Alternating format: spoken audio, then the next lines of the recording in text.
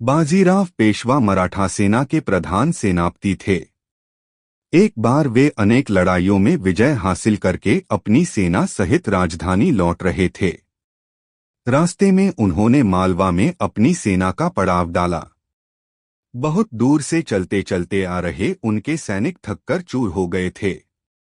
वे भूख प्यास से व्याकुल थे और उनके पास खाने के लिए पर्याप्त सामग्री भी नहीं थी।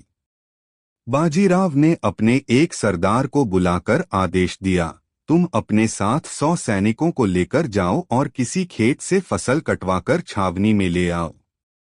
सरदार सेना की एक टुकड़ी लेकर गांव की ओर चल पड़ा। रास्ते में उसे एक किसान दिखाई दिया।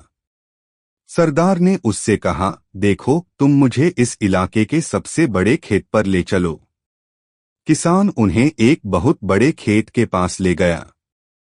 सरदार ने सैनिकों को आदेश दिया, सारी फसल काट लो और अपने अपने बोरों में भर लो।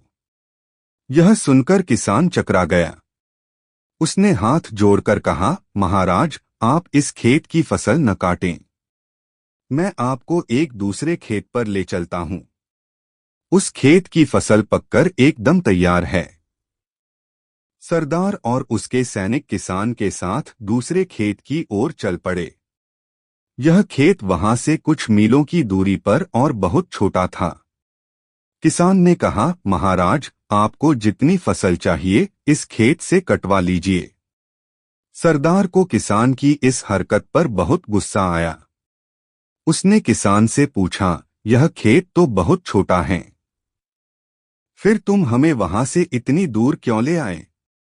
किसान ने नम्रतापूर्वक उत्तर दिया, महाराज, नाराज मत होइए।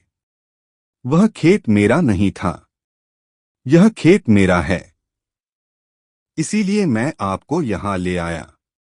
किसान के जवाब से सरदार का गुस्सा ठंडा हो गया। वह अनाज कटवाए बिना ही पेशवा के पास पहुंचा।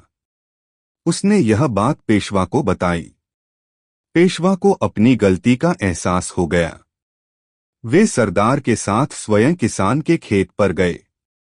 उन्होंने किसान को उसकी फसल के बदले ढेर सारी अशर्फियां दी और फसल कटवाकर छावनी पर ले आए।